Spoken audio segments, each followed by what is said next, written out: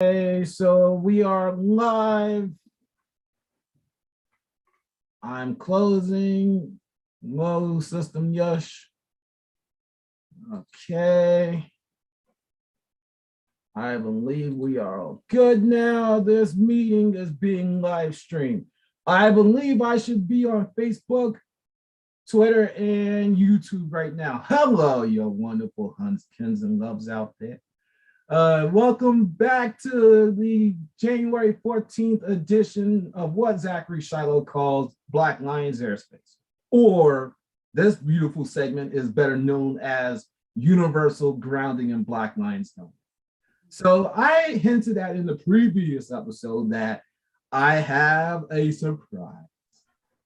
I am not like a certain production company from Stamford, Connecticut, and got linked that certain people are rich. No, I know how to keep secrets. I know how to do things at a proper time.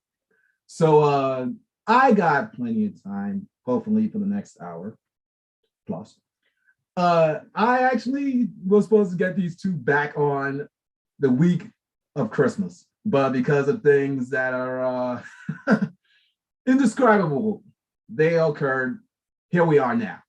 So with that said, 2 times best-selling author Geneva Hill and her husband Justin are returning to continue the talk that we were having back in December. And the last time that we were talking, I believe that we were mentioning Alexas. I think we're mentioning. All right. So with that said, let's see. I believe we were talking not just Alexas. We were talking about basically their union as twin flames. So with that said, welcome back, you two. Thank you very much. I appreciate it. Would you like to continue? Sorry. Would you like to continue your story where we left off after? Oh my gosh, can you remind me where we left off? Is it so I think we went through the Solomon Gomorrahs. We were gonna do that too. Yeah. Yeah, I watched that place burn to the ground. So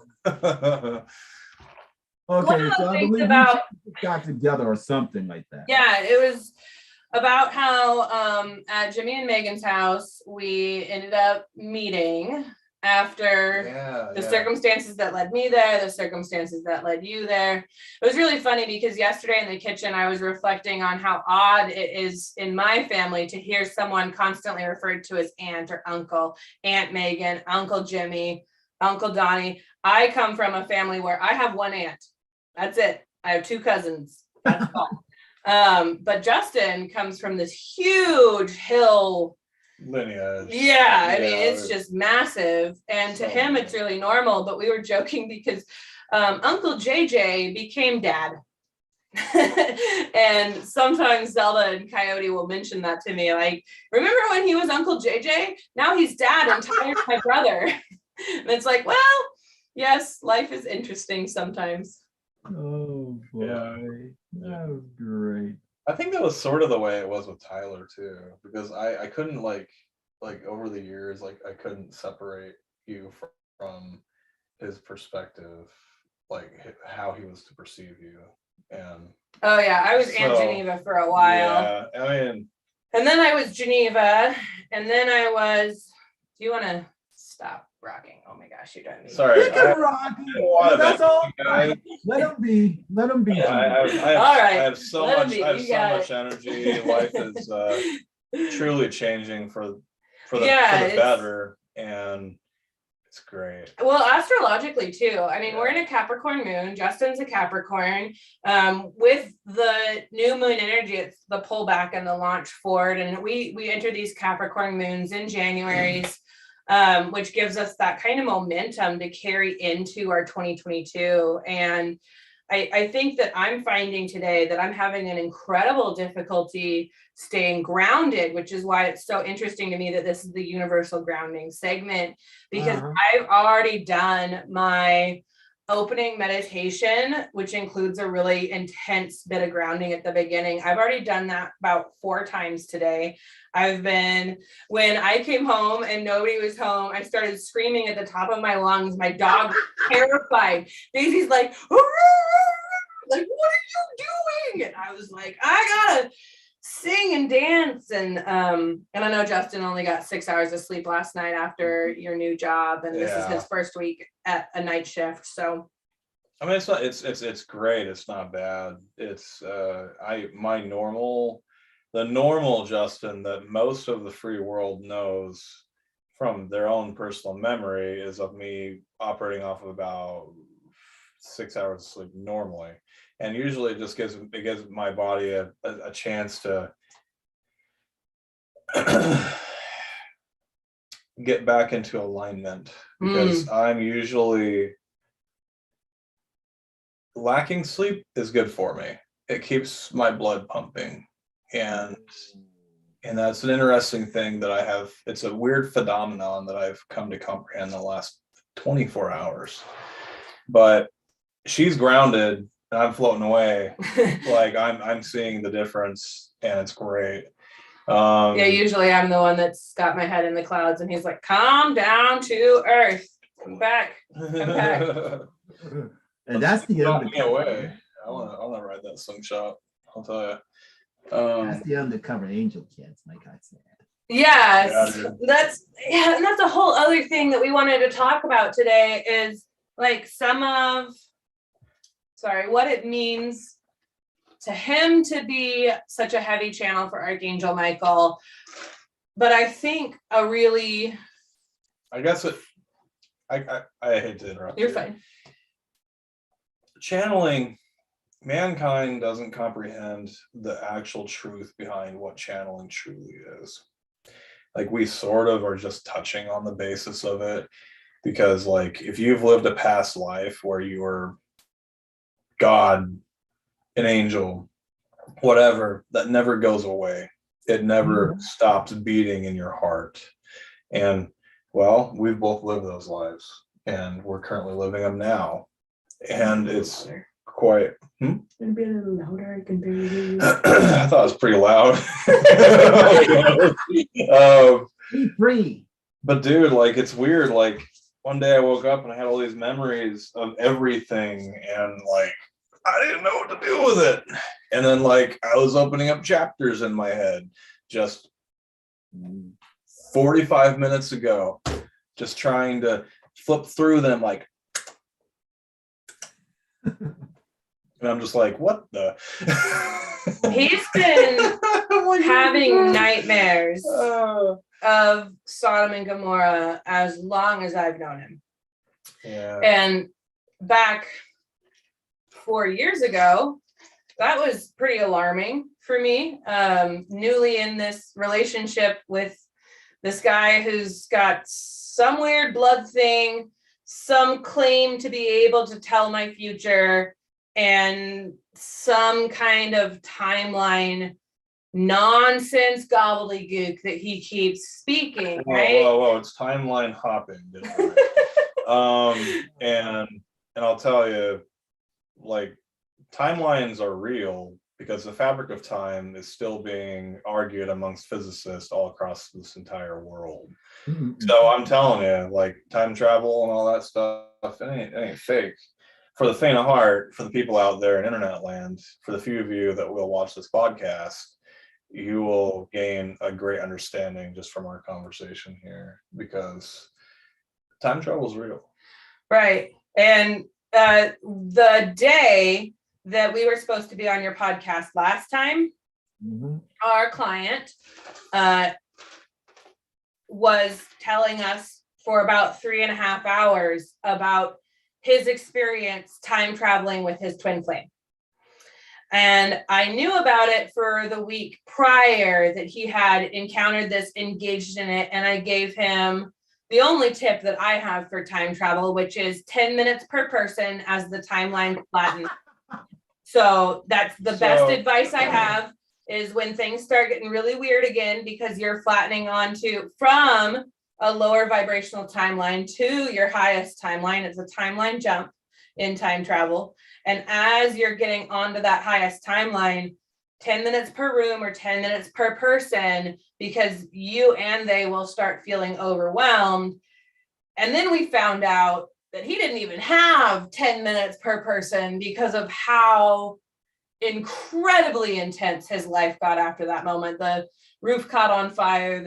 What all happened? The Mexican cartel caught him. The friend bashed his head open on a rock and was bleeding and was in Mexican hospital, and then he was shaken down by instead of the cartel, the Mexican police, who are in with the cartel, and then it was it went from 0 to 60 in less. Holy shit.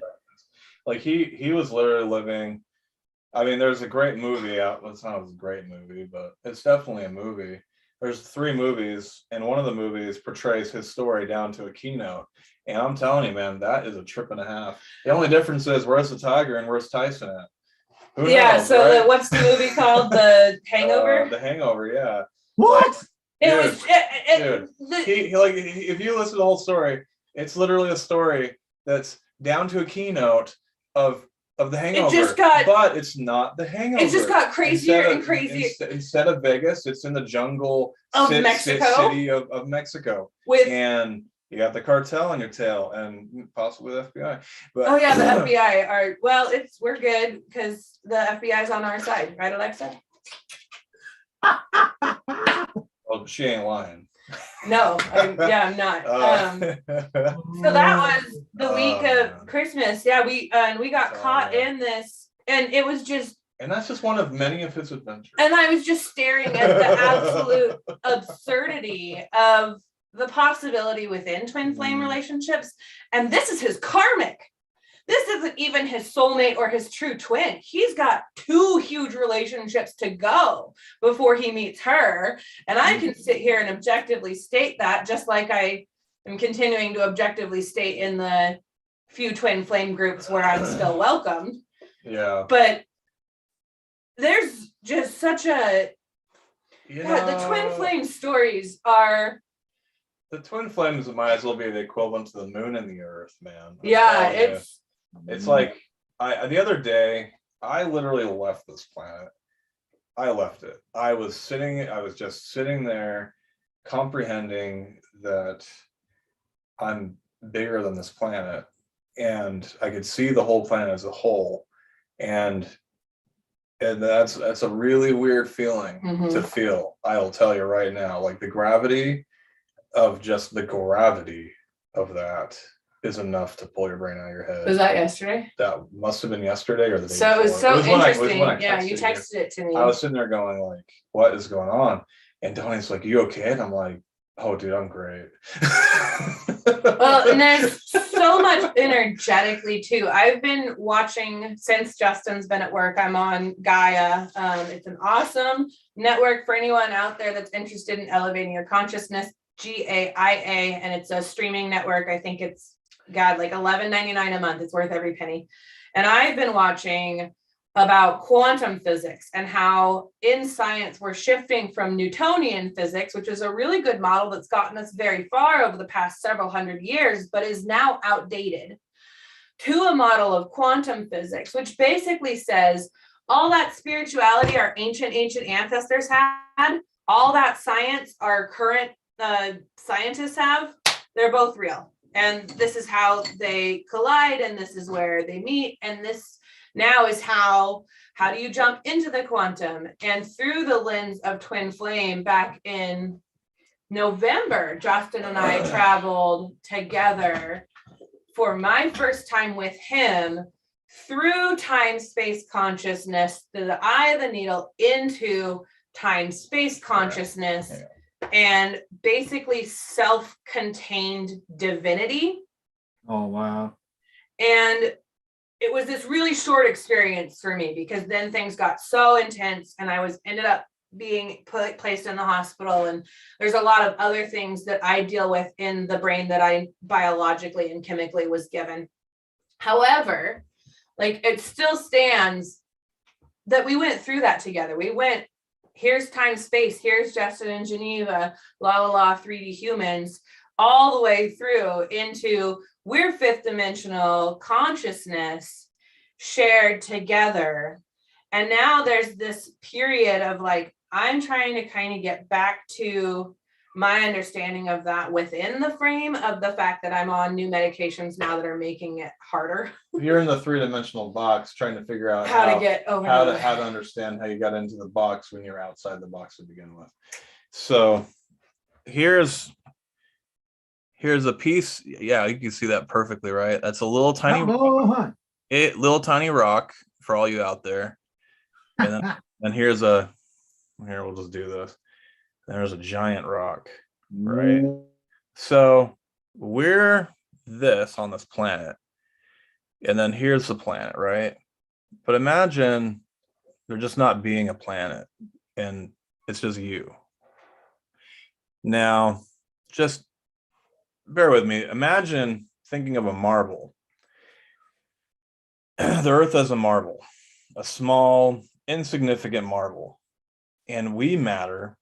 As you know, our matter as a human entity, like cosmic consciousness, our cosmic consciousness, our DNA strands, whatever. Like it's weird, but I saw the Earth as if I was a giant looking down at ants the other day, and it's a trip and a half, man. Like.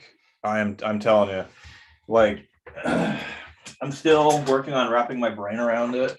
And I know I was talking to you about I wanted to talk about it today. But and the deja vu. And yeah, the deja vu is a whole nother thing I got to step up on here. I'm actually going to read this to our viewers if you're cool with that. I'm cool with it. And if it looks like I'm sleeping right now, it's here and there where my internet It's like, or your what? Oh, this is internet. Yeah, our internet's shitty too. Yeah, I mean, I love it. Interesting. Okay, I think it's fine. Was it like 1,800 miles away? Yeah. Do we want to switch to a different stream? We can switch to. There he is. No, he's back. Yeah, our internet's being a little spotty right now too, but that's okay. As long as it's recording, man, I think we're golden. Yeah. So that really is going in it. Here. Let's put it on the hotspot. It gets better service over here.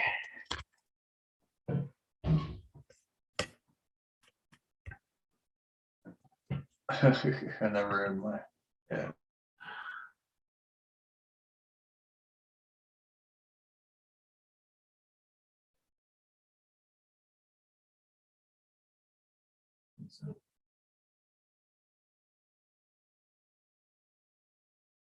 He has his mini bars. There we go. Right on. I just talk. Your internet connection is unstable. Well, yeah, there we go. Not. Broadcasting live from AT&T's towers, ladies and gentlemen. That's funny though. This hotspot gets better service at our house, so hopefully that'll improve it. So 2 nights ago. We shall see. But hey, if it goes, it goes. If it don't, it don't. Right. I've been doing this crazy interview segment on cam like almost 2 years completely. Yeah. And at times it got frozen and then I came back. It got frozen and I came back. Whatever. That's crazy. Well, let me continue. I will continue. I'll read this. I'll read this to the world because I'd like to broadcast it to the world. This came to me the other night when I got home from work and I was just laying there trying to close my eyes and nothing was working. And then all of a sudden it slapped me like an asteroid out of the sky. And we do have an asteroid coming towards us on the 18th of January, folks. But whether it's going to hit us, who knows? Change is a weird thing. I saw 2 very odd deja vu moments in time that mean great change is coming and coming very fast, very fast. and very soon. In what form, I don't know.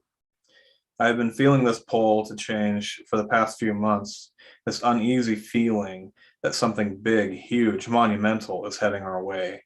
On top of that, it's very serious because it's a repeat deja vu moment. These deja vu moments are repeats, which generally means that something monumental is going to happen to the earth.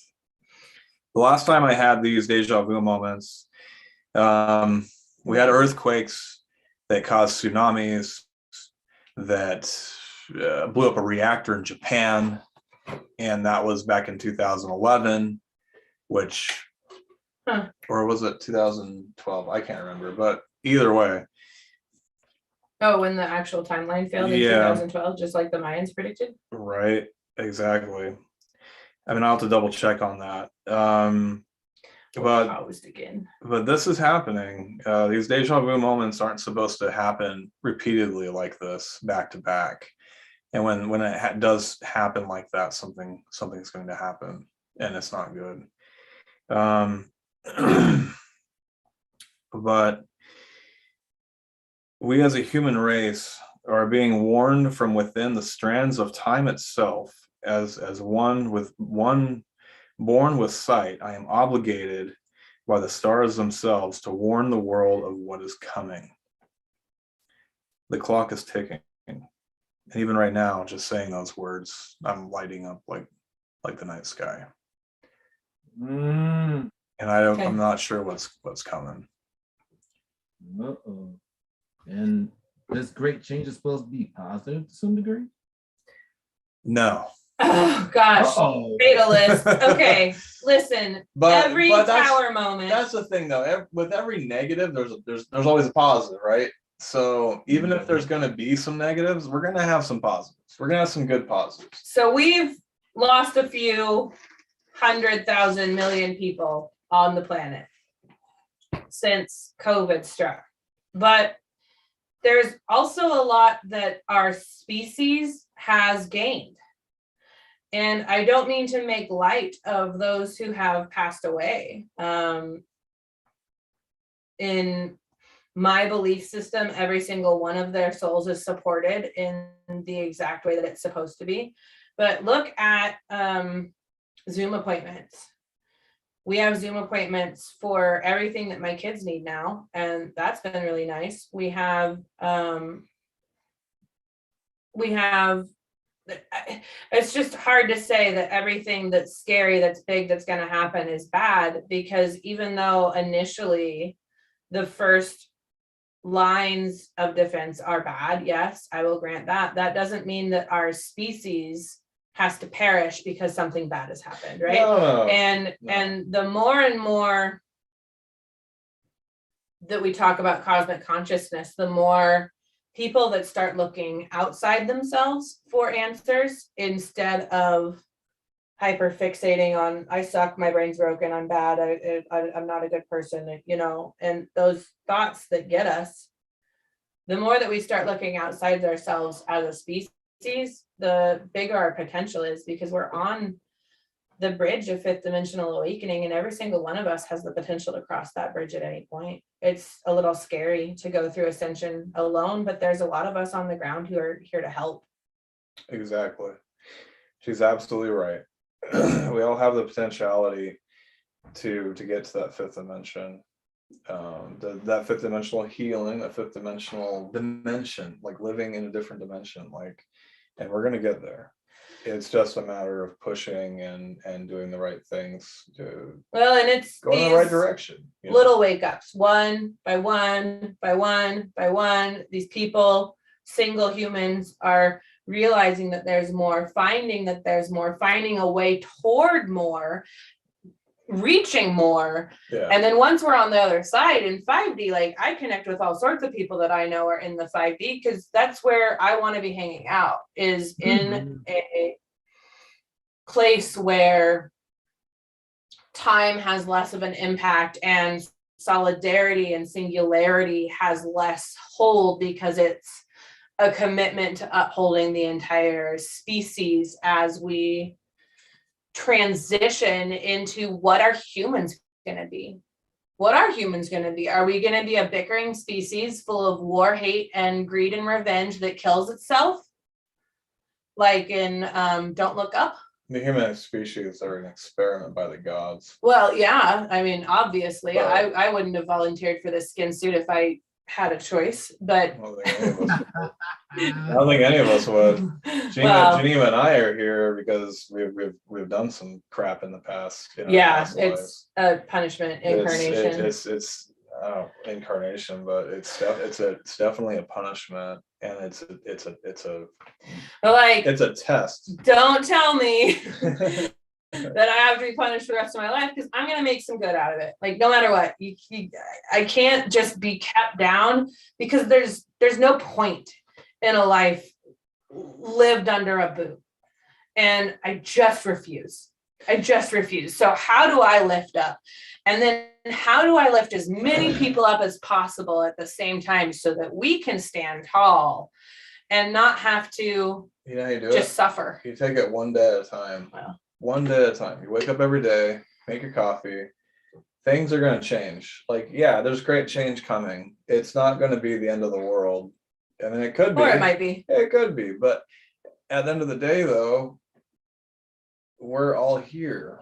I woke up the other morning and the Cold War is about to start again, ladies and gentlemen. Russia and Cuba. Russia, like the U.S. is pissed off Russia. They pissed off China, Russia, and who else? North Korea. North Korea's actually got some missiles actually launching right now, and the U.S. is stupid mad about it. I know. Sorry, I'm just thinking. I don't want to get to the conspiracy theorist thing about all that crap, but I have no idea what you're talking about. I don't even bother listening sometimes. Not to you. I'm listening to you. I don't listen to mainstream media news. It's too much. I'm too sensitive. And that's my viewpoint.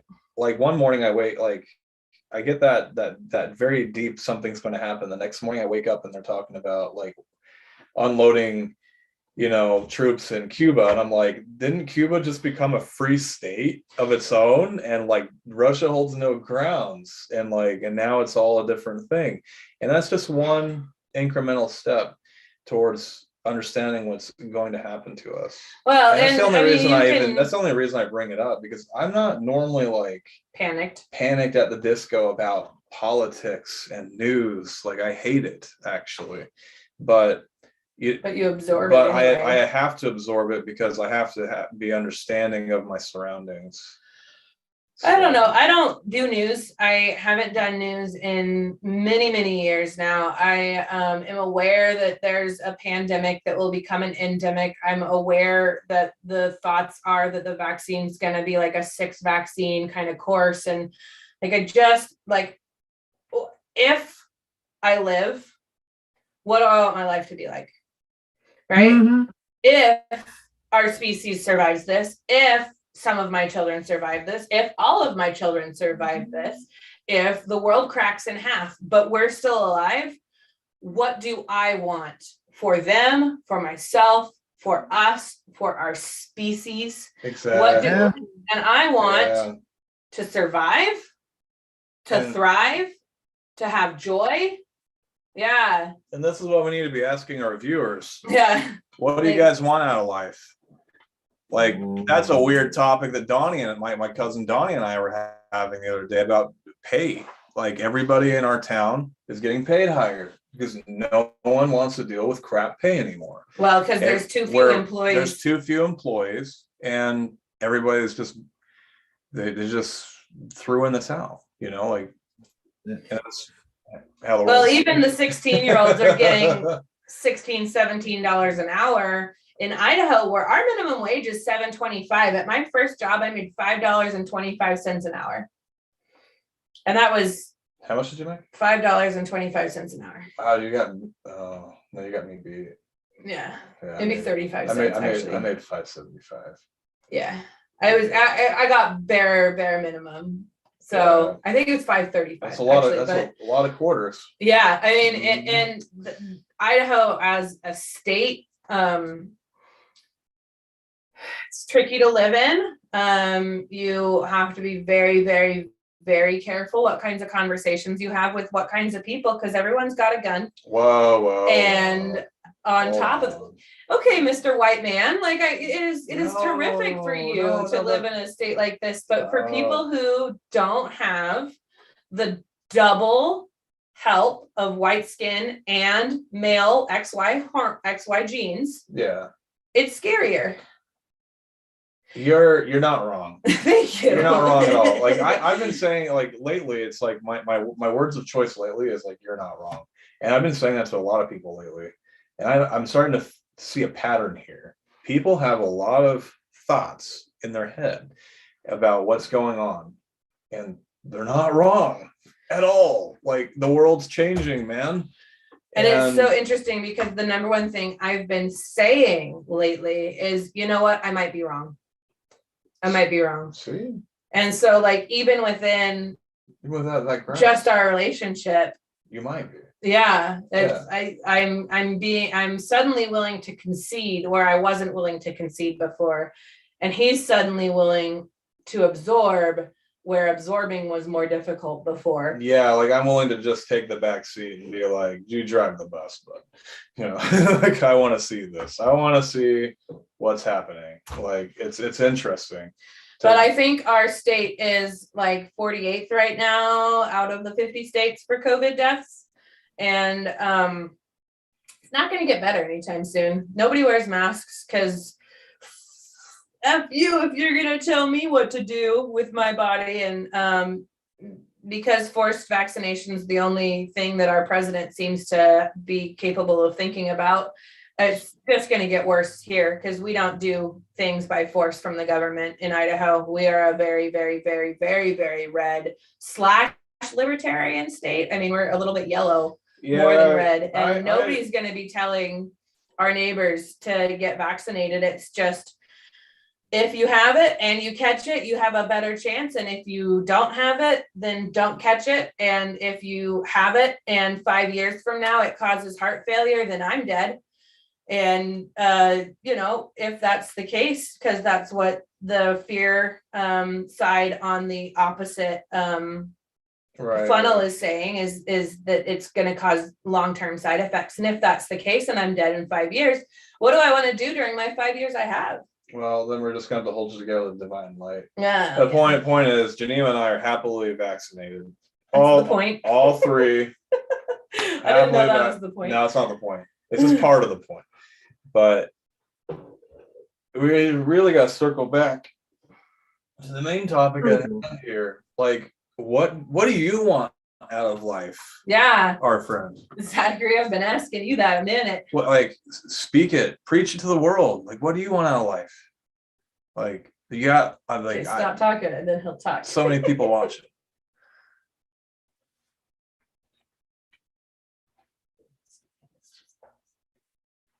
Yeah. There we go. We see you. All right. Am I coming through? Okay. If I could have my way, what would I want? I would just be in a world where we don't deal with no donkeys, elephants, and royals. We just get along with each other. That's what I want. Oh, damn. That's all I want. I want that. I want to walk down the street and not have to wear a damn mask because I know that shit's not working at all. Yeah, I'm going to still catch it regardless. Okay, let me get it. Let me get it. Let me be happy. Let everybody on the planet be happy. That's all I want.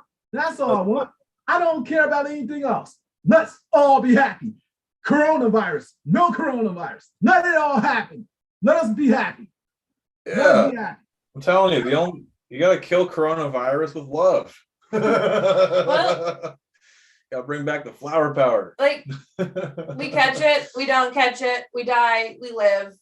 Some of us will die no matter what we do. Some of us will live no matter what we do. Some of us will be annoyed that the other camp had to die, or got to live. How? It's a proverbial lottery ticket. Yeah. I got mine yesterday. As 1, 2, 3, 4. A species, as an entire human race, how do we start looking past the pride flag versus the libertarian flag versus the person I voted for or the person that I root for? How do I help instigate the conversation of, I don't care what we don't have in common. Tell me what we do. Do you believe? Yeah. Like, I don't really care. We all If bleed red blood, right? one of my very best friends on the planet isn't vaccinated, and the other very best friend I have on the planet is immunocompromised and will die if she catches COVID, has been reassured by a doctor that that's very, very likely, that she will at least be hospitalized with severe consequences. How do I have two best friends that are in those two separate camps? We don't talk about COVID. We find the common things that we have. I don't talk to Mary about COVID ever. We're in different camps. We don't care that we're in different camps. We love the soul within, the namaste. Your soul echoes within my soul. Your divinity echoes within my divinity. How do we take our two divinities, raise them, and then raise the vibration of the planet? You just gotta raise them higher than the planet, baby. You gotta leave this place, and then come right back down, and that's the key. And I agree. It's such a trip. It's like, sure, we should all get into a plane and get some parachutes and jump out and pull the string. Might give us a better a viewpoint of what planet Earth really is. I don't know. That's just one perspective that I see. I have friends that do professional parachute stuff, and it's really cool. I've done it like once in my life, and that was a trip, but it was a lot of money. So, Zachary, do you have a point in this entire monologue that you'd like to circle back to? Do I have a point? We were talking about you two coming together. That's what we were doing. Yeah. Overall, your story is basically this. Let's get along. Screw this nonsense of donkeys versus elephants, masked versus unmasked, unvaccinated versus vaccinated. That's the bottom line, because we all said so. Now let's get off of that nonsense and talk some more fun. All right. So the twin flames thing, Geneva, how did you actually bring about it with writing? Because you and I, we've been in the same book with our dear friend Blair Hayes. So how does that help bring your message overall, the writing? Oh my gosh, my writing is it's been so intense lately, and goodness, I don't know if I can say. So let me hit on this one point. I recently got an office for my business, which is We Are the Galaxy. It's a healing business, spiritual healing, spiritual ascension coaching, and twin flame relationship coaching from Justin and I. And because Justin's clairvoyant, I know that my new clairvoyant landlord is telling the truth. And apparently, up until, which Justin had been trying to tell me, especially when you got drunk, which he hasn't been in a while. 3 months. Oh, wow. That there was something on me, some dark force.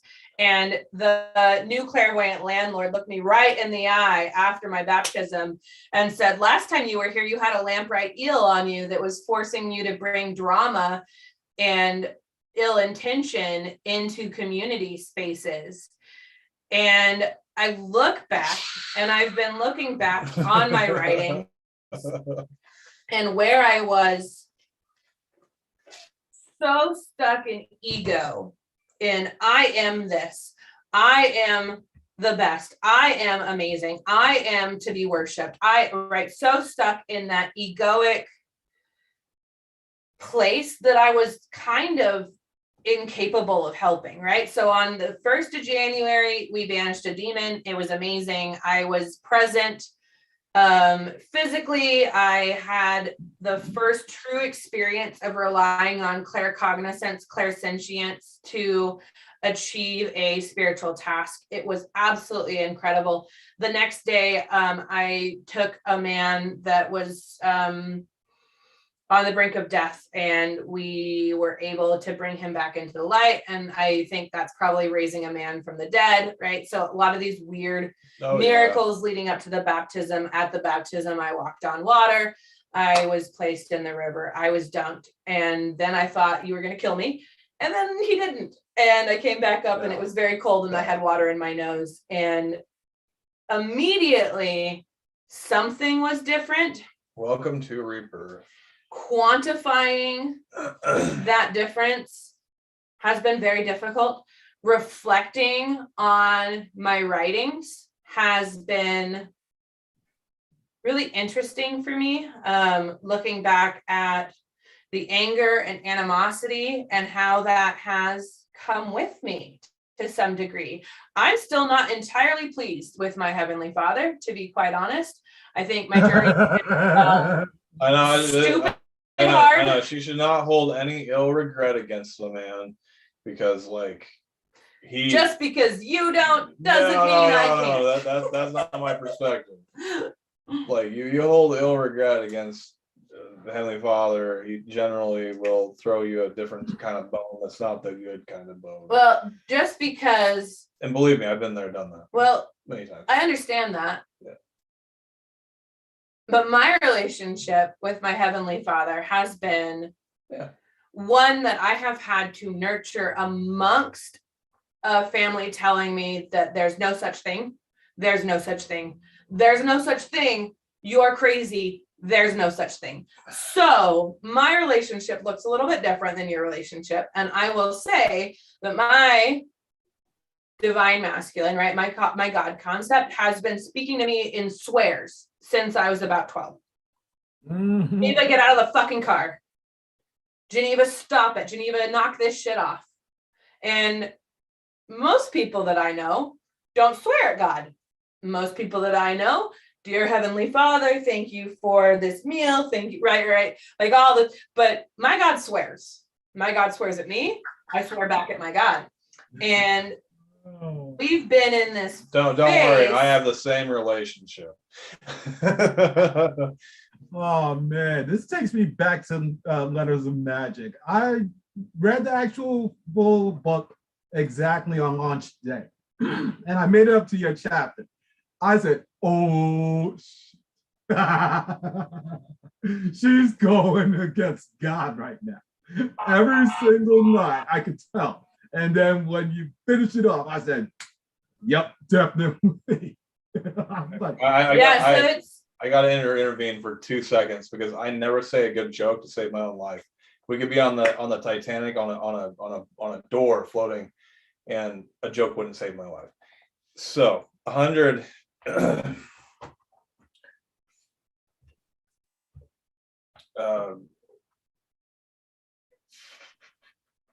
100 atheists walk into a bar.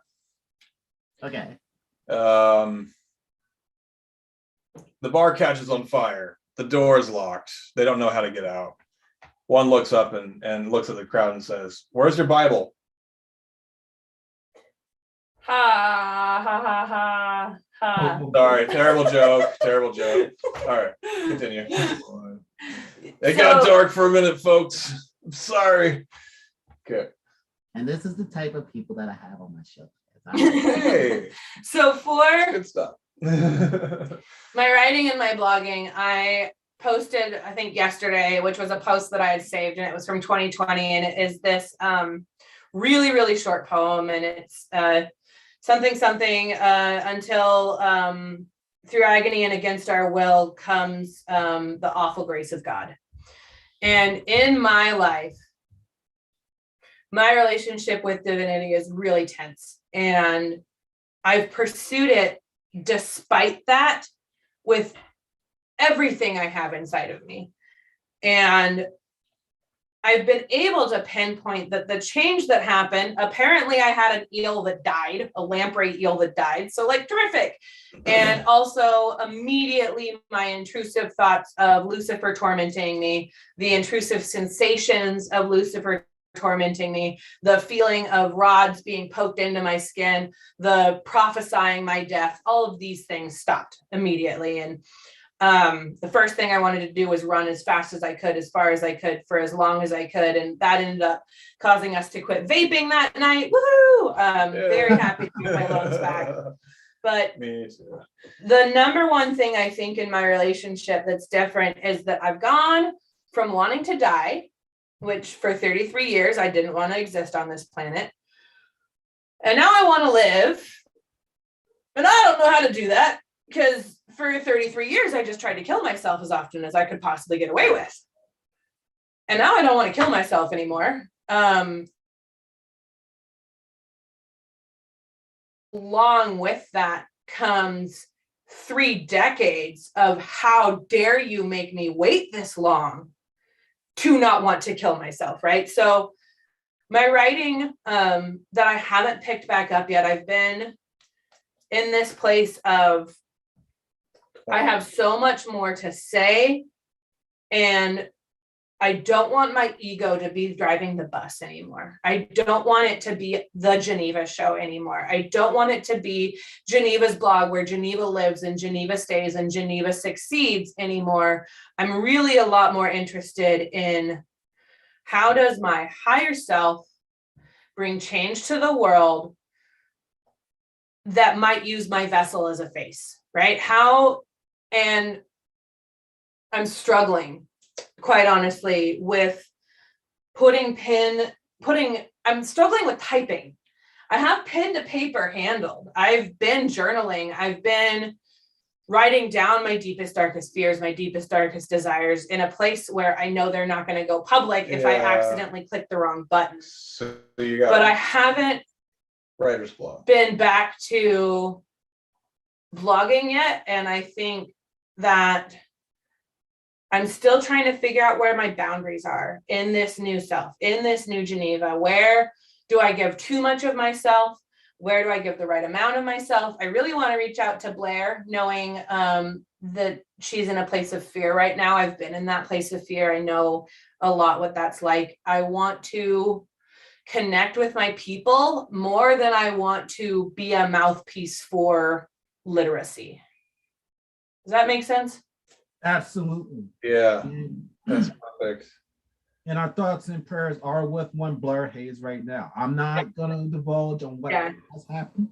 Out of respect. I don't know you well, Blair, but you got me. Yeah. I'm on your side. I'll lift you up. Oh, speaking of the almighty Blairkins, let's talk about her. Like, how did you actually meet Blair Hayes on GB? Oh goodness. I was growing my 6th business. I don't know. Connected in hoping, I think that was back when I was hoping to be a coach, a business coach of some sort. Yeah. I was wanting to be a spiritual business coach so that I would help other spiritual entrepreneurs to success. And found her when I was clicking yes to just about every request that showed up on my page. And then the Facebook algorithm, by happenstance, put her posts in front of me when a lot of other entrepreneurs that I connected with didn't get posts placed in front of me. So I think it's a little bit of good timing and a lot of the type of magic that you can only find inside a randomized algorithm on Facebook or so hold on. God, you know. So the almighty GPU did it again. Not only Bitcoin, but now it's connecting people across the world. Yeah. And when she was posting the opportunity for a chapter, it was book 2 because I was in She Is Magic 2. Yeah. And I had seen 1 take off and become a #1 best-selling, etc. on the first day through a friend of mine, Heather Scott, who ran Pretty Wigs to You, runs, I think, Pretty Wigs to You, And I worked as her advertising manager because of what I was learning through a joint program that she and I were in called the Profit League. And I'd gone from single mom, broken and destitute, to single mom working an office job. And that was the moment when I bought into the Profit League. It was a $5,000 investment. It took me 8 months to pay it off. I didn't own a credit card. Wow. I know. And I did it. Yeah, I did it. So I did it without a credit card. I paid Pretty big deal right there. Into it because I knew that I wanted freedom. I knew that I wanted time freedom. I knew that I wanted to work off my laptop. I didn't know how. Wait, hold on. So the Blair Hayes thing was $5,000? No.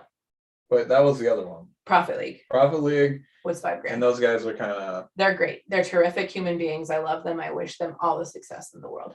I do too, and I hope that they find happiness. They seem to be quite thrilled with their millions and millions of dollars. Well, they can be Scrooge McDuck for all I care. I don't care. But sorry, continue, Miles. So I connected in with her, and when the opportunity came up to be in book 2, I said, I'll give you anything you want in the whole wide world.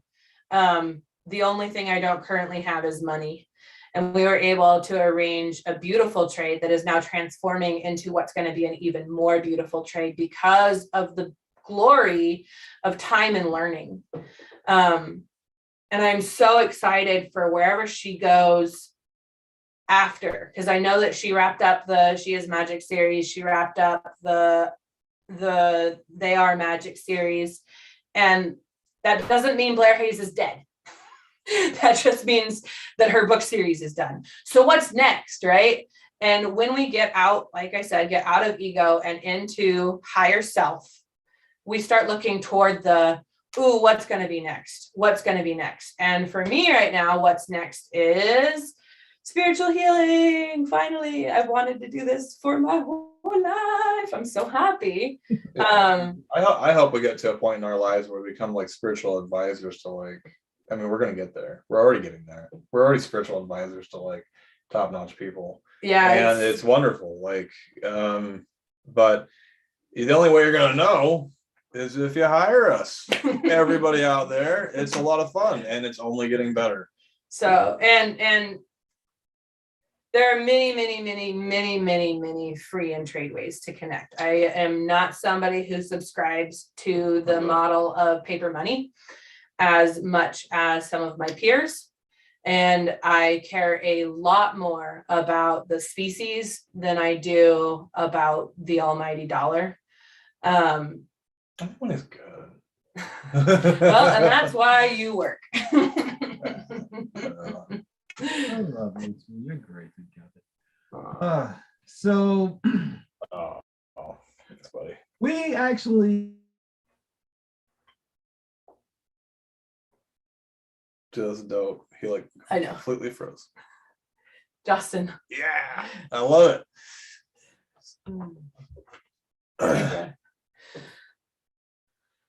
I've been doing lots of deep breaths lately. So. Oh, okay, you're back. okay. So, you want to say that again? All right. You and I were in the same book. Fortunately, I actually did read 2, and I said, oh, this is the same Geneva Hill that was actually in 2. This is great beats. So I was geeking out for the opportunity to write with you. Let's see. And then sometime after the book was done, you just pinged me out of nowhere, out of 1 or 2 accounts. And I'm asking myself, okay, what's going on here? And you're telling me a whole bunch of stuff, and I'm saying, ooh, this is absolutely strong stuff to hit. And it almost sounds like you were looking for me at some point. I said, oh, really? So where does Zachary Shiloh fit into your mission? Because a good lot of people don't come looking for me quite so easy. I can answer. Hold on. Right back. Where are you going? Oh my gosh. Okay, well, I'm not going to hold on that one. It takes a twin flame to recognize a twin flame. And you've shared with me now about your fiance, about wearing the same outfit, about feeling as if there were the possibility that you were the same person. And that, to me, after a lot of perspective, sounds quite a bit like a karmic relationship where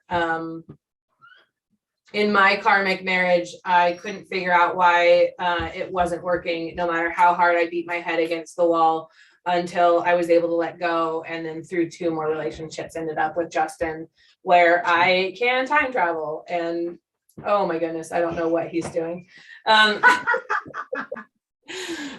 But it takes the twin flame knowing the sameness.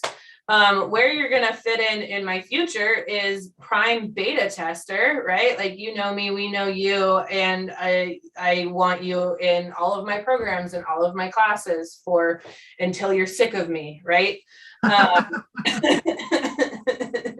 And the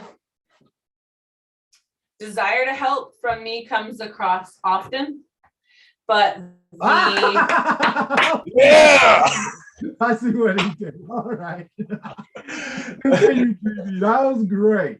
I know. Okay, kids out there, if you are not watching on YouTube, Facebook, and Twitter, he's matching me right now with the hat and the jacket. So kudos. Oh yeah, how to do it. All right. Back to action, GB, before I start to freeze again. What about me? There is in my life, okay, there are periods in my life with the mental illness that I coexist with, however peacefully, where everything gets a little weird. Everything gets a little weird. And that's okay. Yes. And Zachary happened to be there in the period where everything got a little weird. And historically, for me, I have gone through 2 other of these bouts, which is medically termed, he's frozen right now. Oh, damn.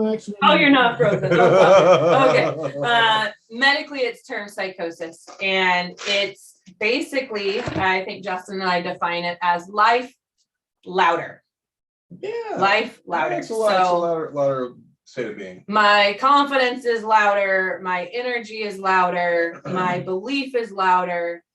And with you happening to be up at the same time in the middle of the night that I'm up the entire time, I don't ignore coincidence like that.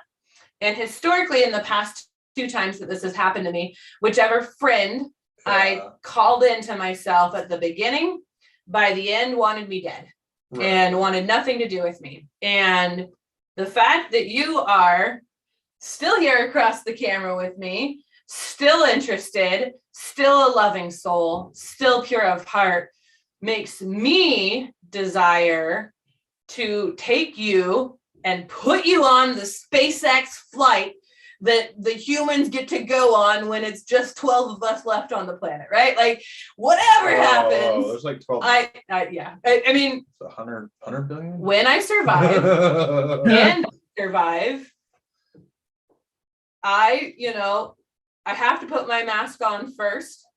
And Justin is my twin flame, and he is always going to be my second. But Zachary, I want your success. I taste your success as tangibly as I taste my own.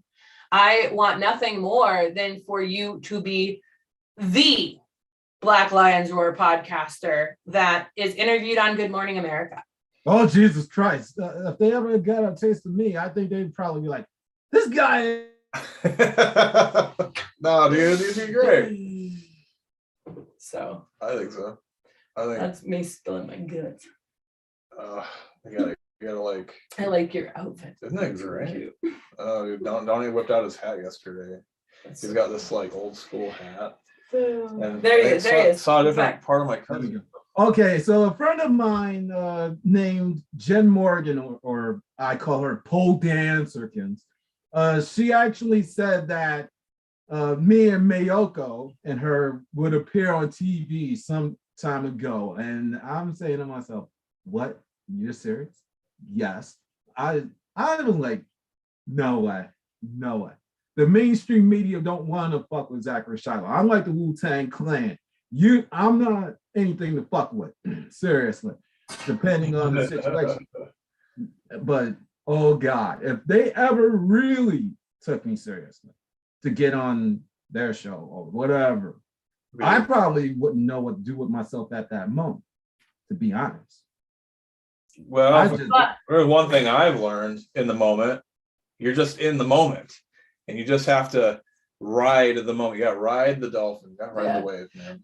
Like, I want to caveat that our mainstream media is currently being run by humans who are in their 60s and 70s.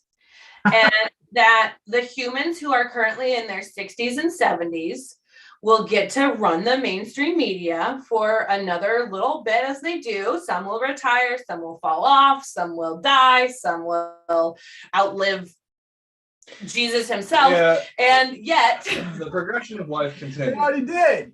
So according to history, they say that Jesus died at the age of 33.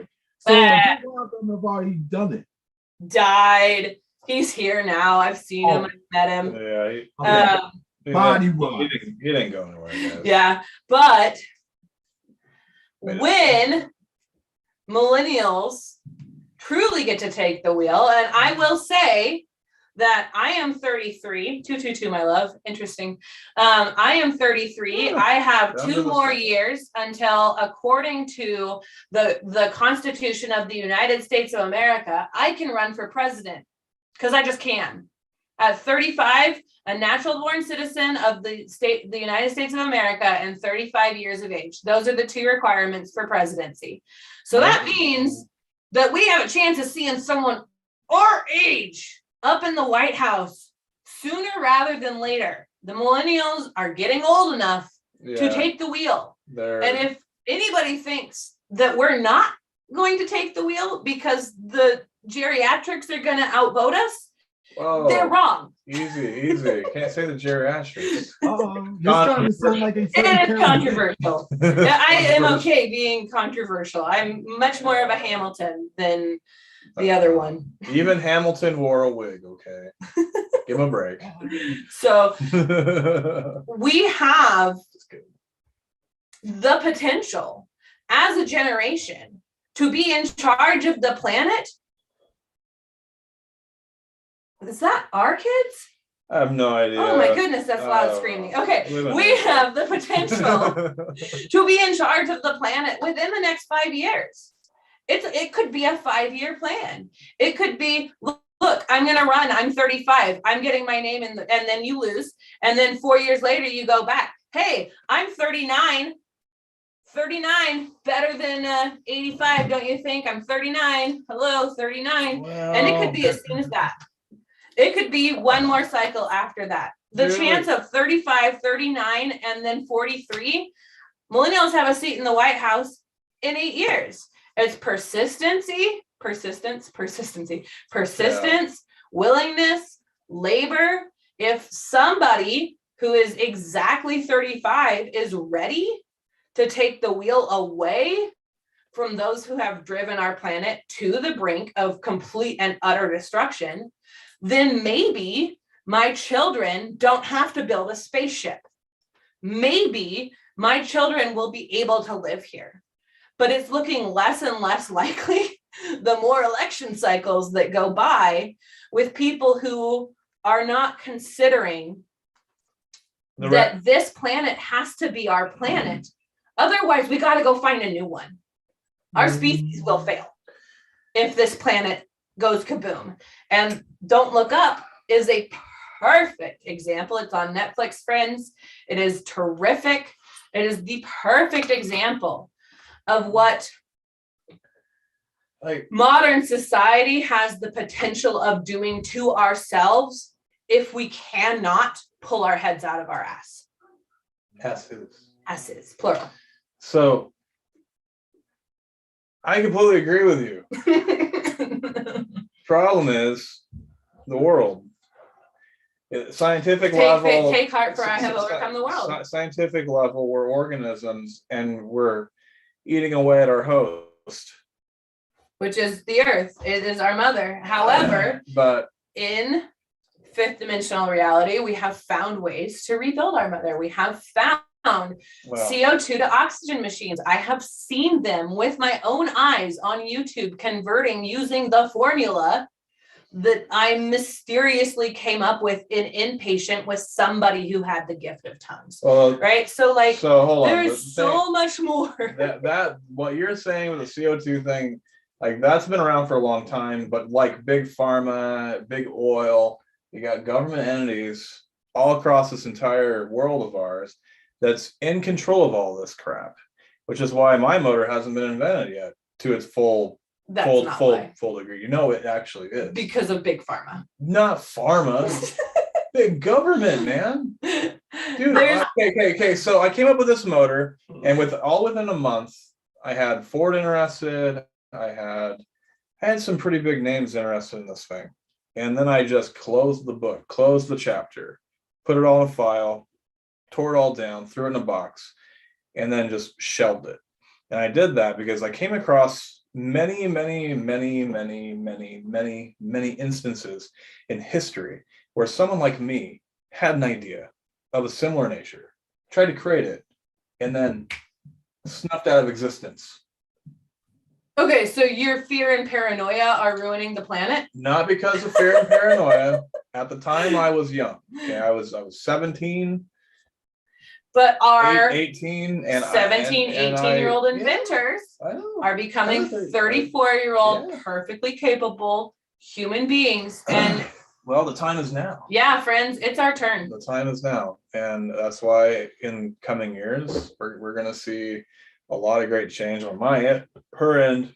If anybody is interested in learning a tiny bit more about his motor, you can check out triumphprofessional.com, where we have a very small description and an email link available to anybody that is interested in collaborating, whether it's financially or idea-wise or any of that. We, as a Hill family, very much, I think I can say this for both of us, hope that our legacy is absolutely extraordinary. So we are engineers, we are inventors, we are spiritualists, we are polyglot infants, 18-month-olds who speak 4 languages, and we want nothing more than to help the species. Help the species advance, help the species grow, help the species make hard decisions, help the species be brilliant, be beautiful, and overcome the circumstances that my children were born into. Atlas was born into a tub with midwives wearing masks. And I don't want her to end her life on this planet wishing that somebody would smile at her one last time. I agree. Yeah, I agree too. We got to get that nanotech up and running, and we got a whole bunch of crap. It's available. It's out there. It's already available. But the more we can release our grip on fighting one another and figure out ways to collaborate, the more we can take our defense spending and invest in nanotech. But it's large scale cooperation. And how do you achieve large scale cooperation? You start preaching it at 33 years old and you wait until you're in your 80s. So here's the way that I see things. The US government as a whole is a puzzle. They're all puzzle pieces. Every single thing is a puzzle piece. And it's just like our lives. Everything's a puzzle piece. Every little piece signifies one thing that's going on in that life, right? And the government's the same way. The only way that we're going to get the government to change is to literally become the government. Shove that puzzle right off the table and onto the ground and let all those pieces fall so you can put it back together again the right way. Well, and honestly, to some degree, it's the same way in our lives. Like everything signifies one thing, but some people just need to put their puzzle together. like, and that's what we're doing. And some people need a new puzzle because the puzzle they got is missing too many pieces, and Right. that's okay too. Oh yeah. As somebody with severe mental illness, I don't always like my puzzle, and I don't always like the pieces that are missing. But what I can do is get up every day and try harder to build a brighter puzzle for the future. Something great happened today. So Grandma Susie and I and the kids, we went to go get them their boost, their second shots of COVID and the vaccine. That's right, everybody. Vaccinate my children. Anyway, went over to Starbucks, and there was only 3 Starbucks workers in there, maybe 2. I don't even know. But the one gal was new, and she was doing a damn good job. But the one thing I noticed was she was downtrodden by how much workload she had on her plate. Like, her plate was full, and I was on that plate, and so was Grandma Susie, and so were the kids, and we were all just waiting for our drinks. And she was like, she was kind of coming back, and she was like, "Oh yeah, it's coming. I'm so sorry, it's coming." And like she was really just reeling in on that negative sighing moment of doubt, sadness, and whatever. And then I was like, and I just kept on uplifting her. Every second I had a chance, I was like, thank you so much, thank you, thank you, thank you, thank you, thank you. And every time she came back, dude, like, she finally came back and she was just like, oh, thank you. Yeah, dude, that it was just that, like, that one bit of human to human interaction. Like, yeah, it's good.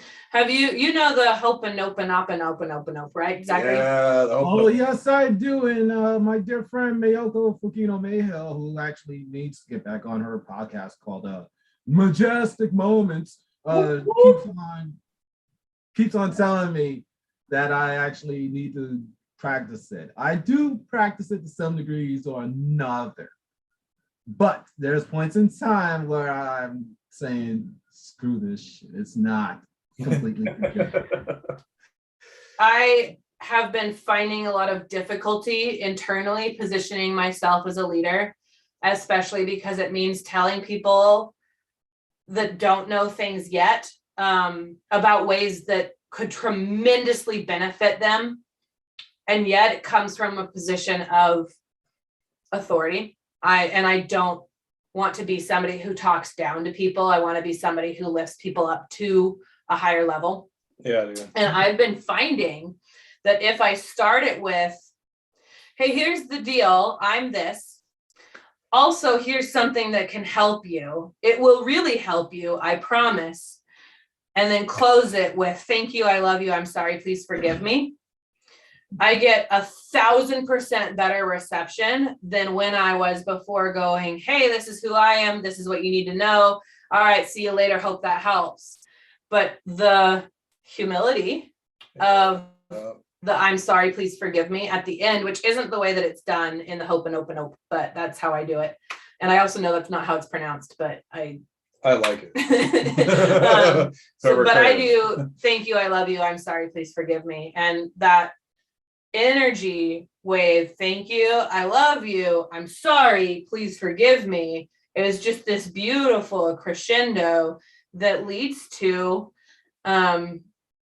I guess we could say more clients, because this is a podcast where we're talking to other business owners, and additionally a warmer reception from complete strangers. Wow. As someone that needs to pull clients from complete strangers into transformed, whole, and healed human beings, finding the way to make that good first impression when historically it's like, hi, I'm autistic and I'm weird, bye, it's nice to find those little tips and tricks that help me do a better job and feel like a better human being, I'm nice instead of self-centered. Well, that's the thing, is like, nobody wants criticism, and the world is darkened by this whole critiquing that people do, and leaders are now critics of their own demise. Like, people are quite literally just like look at Trump. 1 minute he didn't want to have the vaccine, and now he's like for the vaccine. If you don't got the vaccine, you're an idiot. You know. But that's how I view things, man. Like it's weird. It's weird. Like, but you have to. Humility drives everything. And a good leader leads, but lets other people lead with him, so that they all are feeling it at once, not just one person leading the flock, man. And that is ego death. It's the ego death, and that's where we're going with all this. Eventually, when things rise up from nothing to something,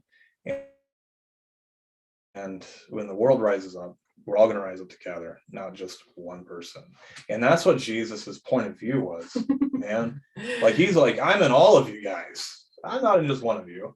And then all the other entities out there as well, not just Jesus, they're all in the same boat too. They're all they all have the same attitudes, the same thing. And that's why all these different religions just go together as one. Like, well, and we rise, right? Yeah. So when I made the Church of Galaxy Inc., we stood for one divine truth that unites us all, right? And it doesn't matter what your interpretation is of that.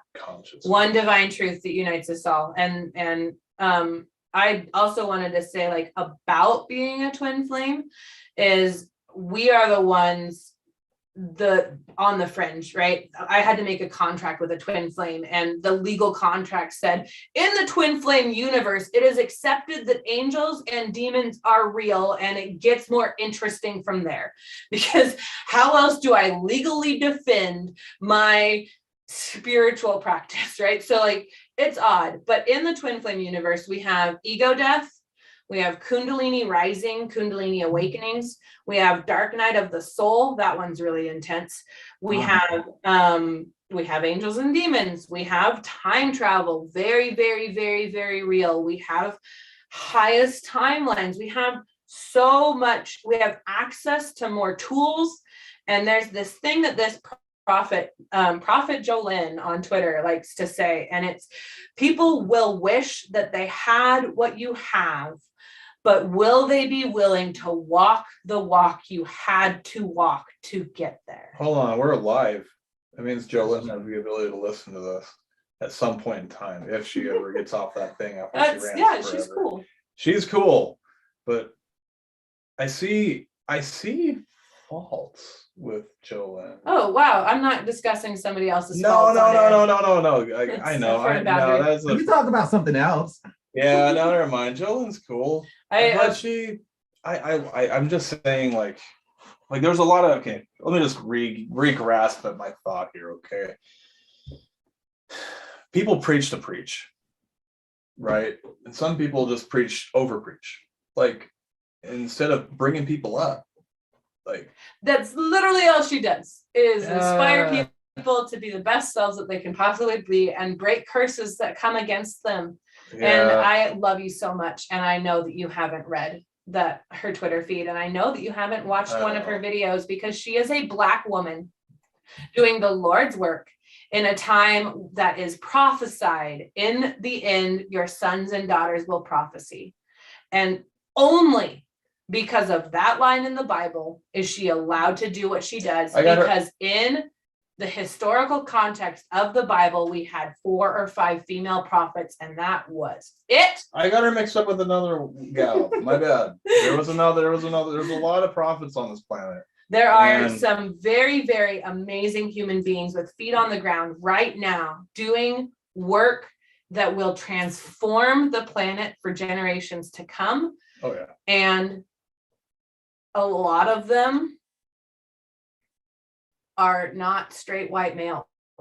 And I love you, but I love that more. I love that more. So there's a lot of really good stuff out there. There's a lot of hope if you know where to turn for hope. There's a lot of positivity if you're willing to rise above your fear and self-doubt and your shame and your ego that keeps you in the third dimensional, like, I gotta pause you for a second. She called me a straight white male. I'm non-binary. Yeah, Like, Excuse yeah, me. we're all energy beings, GB. what is wrong? Like, dude, like that's a Divine. I wasn't hating on Prophet Jolene. There was another gal I got her mixed up with.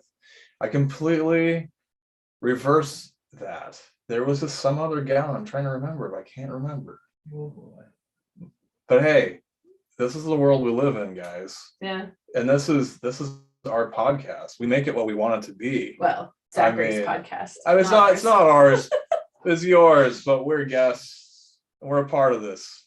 And I'm happy to be part of it. But we all make mistakes. Oh, hey. It's okay. Oh, baby. I know, Oh, dude. when that happens, kids, we need more Tongans on my show. But speaking of Tongans, Right. okay. So we're getting ready to wrap this bad boy up. These two have been helping me with Mindset, positively. Helping me with what?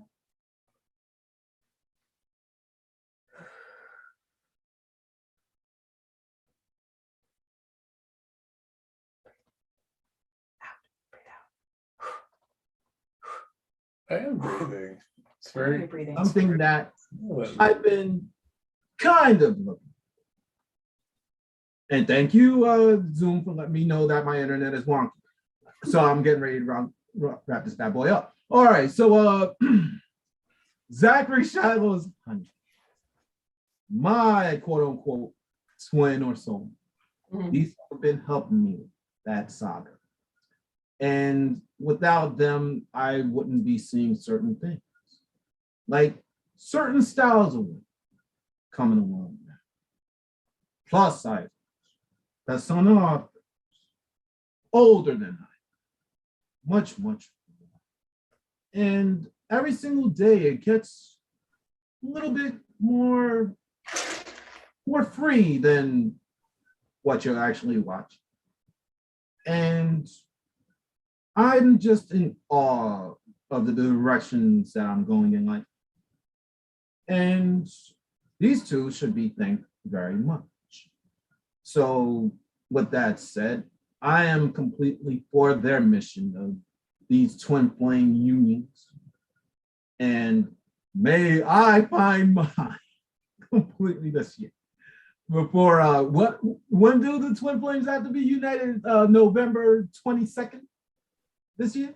Oh man, there's so much out there that's been changed. It's in such flux right now. Something huge is supposed to happen in March. Yeah. There's information about 2012 and the timeline collapse. There is so much out there in the Akashic records. I need to fill you in on. But I have every confidence that no matter what happens, you will end up with your twin flame, and your twin flame and you will find your way to union, and you will be happier than you ever could have imagined in the bliss that is union. That's it true. Just takes the time it takes.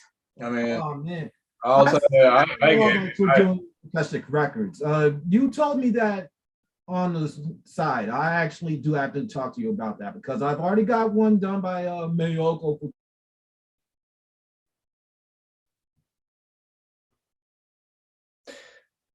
freeze up or not. Yeah. I know he. Please stop talking over. Oh.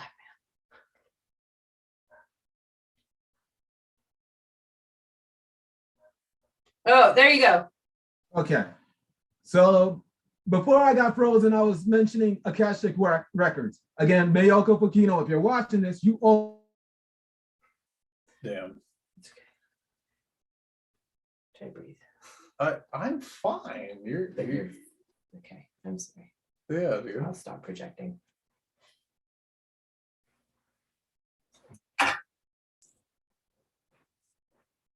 Come on, AT&T. You can do it. Meditate. Meditate. Every single time I meditate, I think I'm gonna have to start meditating from now on with this freaking thing. Oh my gosh, I can't wait to teach you a really cool meditation. Yeah, I mean, You're gonna love it. Yeah, I think I'm gonna have to meditate.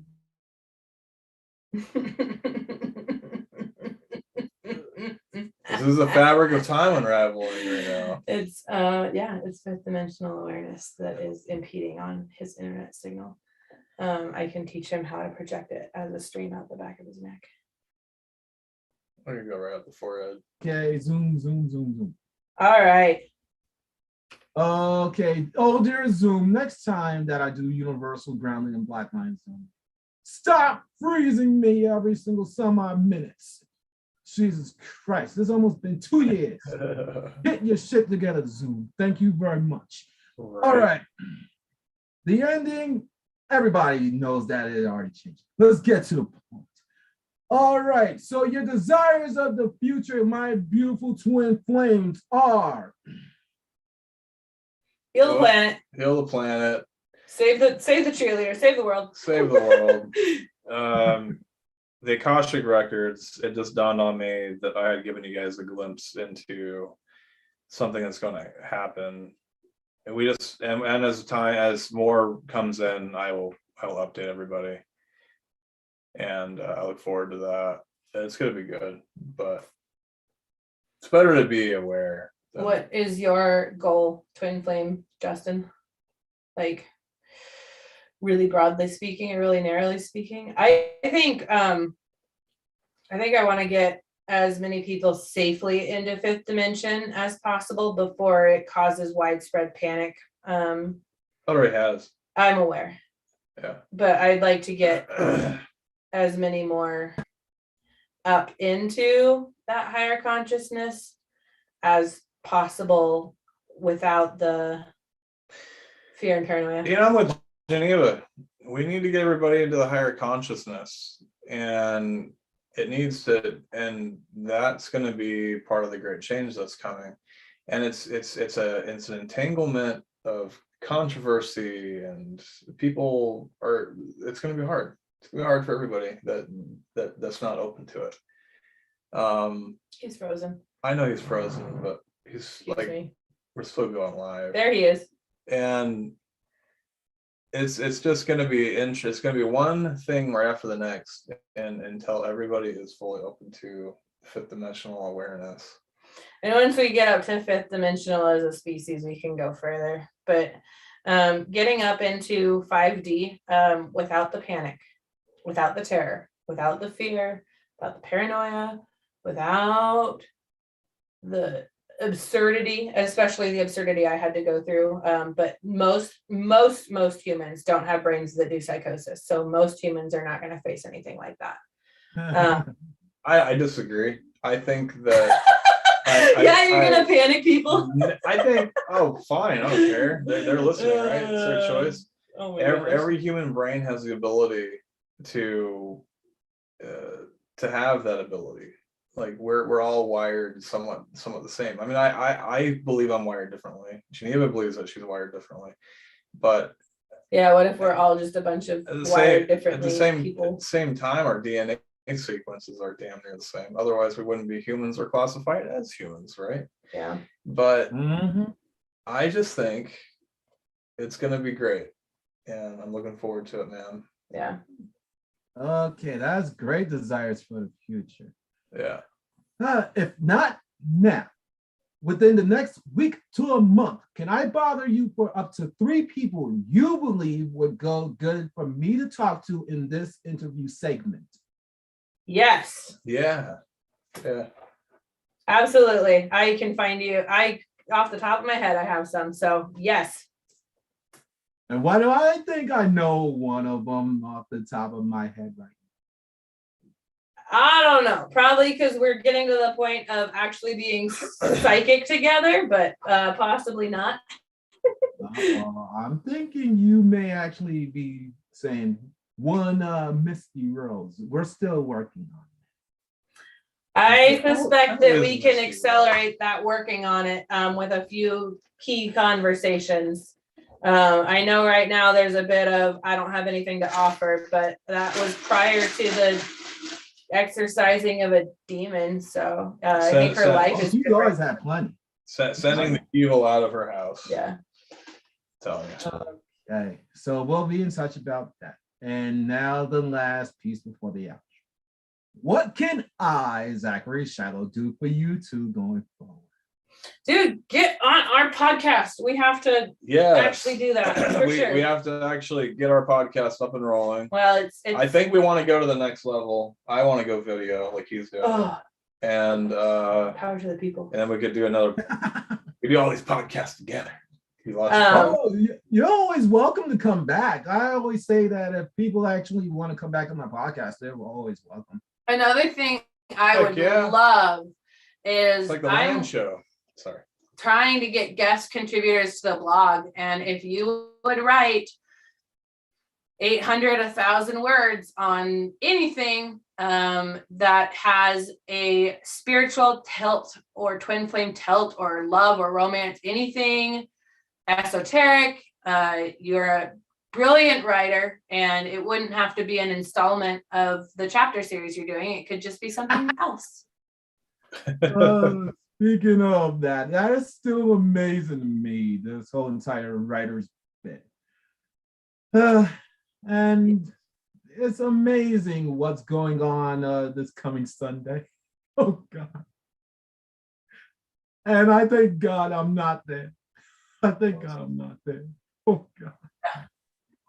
Okay, so let's get to the outro. One goal, one aim, one road, one focus. You're beautiful people out there. And that's called lovins. Even if it sounds like we're venting, we're just passionate people. That's all. That's all. We're passionate people. We're passionate about each other. We're passionate about our families. And we're passionate about all of you out there. That's it. And the next time that I'm seen in Black Lion's domain, only God knows who I'll have with me. But I will keep you all posted, definitely. And they will be back eventually, because I'm sure there's more to talk about. And I will be on their show called Angel Radio within the next month. Yep. Sure. Yeah. They've been asking me to guest for them, and I got the time, I got the space. It's just coming together. That's all. And with that said, this live stream is over. Thank you very much for your viewership.